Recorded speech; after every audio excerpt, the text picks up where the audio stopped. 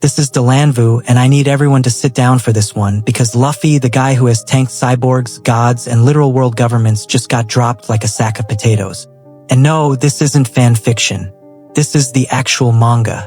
This actually happened, it's in the actual chapter, and the fandom is currently in absolute shambles because of it.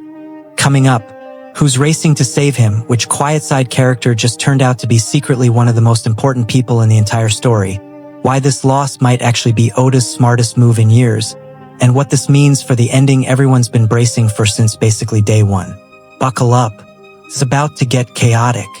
Okay, quick recap so everyone's on the same page, because a lot has happened fast.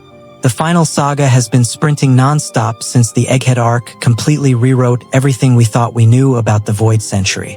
That arc alone dropped more lore in a few months than some entire sagas dropped in years. Ancient weapons, the true shape of the world government, secrets that fans have been theorizing about since literally the early 2000s finally starting to crack open.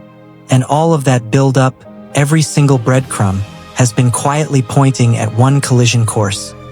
Luffy versus Imu. Not a random Yonko, not a marine admiral, not some new villain of the week Imu. The single most powerful, most mysterious figure hiding behind the entire world government.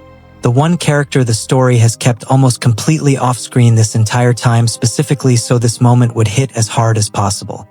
And Imu did the one thing nobody actually believed could happen. Imu won. Let's just sit with that for a second, because I don't think it's fully sunk in yet. This is a man who has survived falling off cliffs. Drowning, a literal ocean-based pirate who physically cannot swim. By the way, that's not a typo, that's canon, that's been canon since chapter 1. He's taken punches from beings that are functionally gods. He's shrugged off explosions that leveled entire islands. He's walked away from fights that should have ended several other shonen protagonists permanently. And somehow this is the fight where he finally takes an L. Even plot armor has a deductible, apparently, and today Luffy found out exactly what his copay looks like, and it was not cheap. But don't panic yet, because losing might be exactly part of the plan, and honestly, that might be the most interesting sentence I say this whole video. Stick around. So Luffy's down. That's the bad news. The good news? His crew, and fan coverage has started calling them his wings in this arc, which, yes, is doing a lot of symbolic heavy lifting for a series that loves symbolism this much, are already scrambling. Their whole goal right now isn't to win the fight themselves, because let's be honest, most of them probably can't. It's to buy time, weaken the enemy, hold the line, protect the people around them, and get their captain back on his feet before it's too late. That's the entire mission right now, and every single one of them has dropped what they were doing to make it happen. Two names are getting a ton of attention in this stretch of the story right now. Brook, and a princess named Shuri, whose backstory just got a huge, overdue spotlight after years of being treated like background lore. And can we talk about Brook for a second? Because Brook being critical to a life or death crisis is objectively hilarious to me, and I need you to remember, I cannot stress this enough, the man is already dead. He is a skeleton. He died years ago, before the story even started, technically. And he's out here providing tactical support in the middle of a war against a god-tier threat like it's a normal Tuesday, humming along, cracking his usual jokes, completely unbothered by the fact that he is, again, a skeleton. Somehow that's not even the weirdest part of this story anymore, and honestly, that alone should tell you exactly what kind of series we're dealing with here. But the real bombshell in this section is Shuri.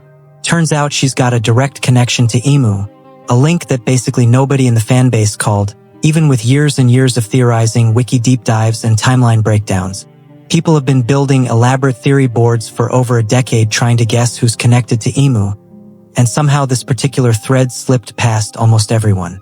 And that connection alone might flip the entire war on its head. Here's why. For years, Shuri has basically existed in the background of this story. A name mentioned here, a face in a few panels there. Never treated like she was going anywhere important, never given the kind of focus that makes you think, oh, this matters. She was set dressing. And now, out of nowhere, she's tied directly to the biggest mystery figure in the entire series. That's not a small reveal. That's the kind of thing that makes you go back and reread years of chapters wondering what you missed, wondering which throwaway line from arcs ago was actually foreshadowing this the entire time. This is Oda doing what Oda does best. Taking something that looked like background noise for a decade and turning it into the actual point of the story. Honestly, it's giving the quiet intern turns out to be the CEO's secret kid energy. Nobody in the office saw it coming. Everybody's suddenly going back through her old emails like, wait, she said that on purpose. That's the exact energy of this reveal, except instead of an office, it's a 1,000-year global conspiracy involving the entire structure of world power, and instead of an awkward company meeting, it's a war that could end the series. And it's not just the manga catching heat right now either.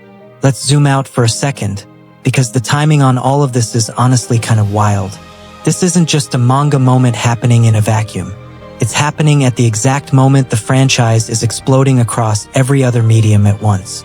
The live-action Netflix adaptation already dropped its second season this year, pulling in a massive wave of brand new viewers who had never touched the source material before. And on top of that, a full anime remake from a different studio, starting all the way back at episode 1, completely from scratch, is lined up for 2027. Which means at the exact same time longtime readers are watching the actual ending of the story get written in real time, chapter by chapter, an entirely new generation of fans is about to walk in through the front door with zero context whatsoever, about to meet Luffy for the first time right as the rest of us are watching him potentially meet his end.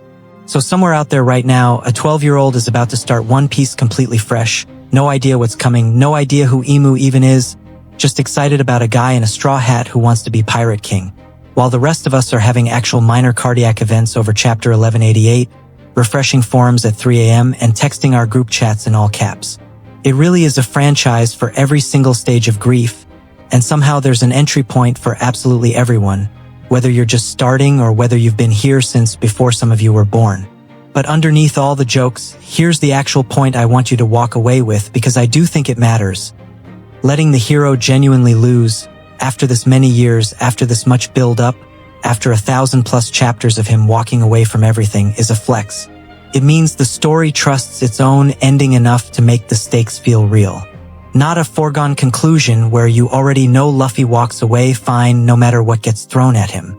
An actual fight where anything could happen next, where the outcome isn't guaranteed, where for the first time in a long time, a huge chunk of the fanbase genuinely doesn't know what happens on the next page. That's rare. That's incredibly hard to pull off this late into a story this long. And it's exactly why this single moment is landing the way it is, and why timelines everywhere have basically stopped talking about anything else. So let's recap where we're at. Luffy's down. The squad is incoming. A princess with a secret connection to the story's biggest mystery just entered the picture. And a literal skeleton is currently handling crisis management like it's his day job. Does Luffy get back up next chapter? Does Shuri's connection to Imu change the entire direction of this war? Or are we all signing up for a 2-week emotional hostage situation waiting for the next release? Comment your prediction below. I want to see everyone's theories. And follow Delanvu so you're first in line the second the next chapter drops.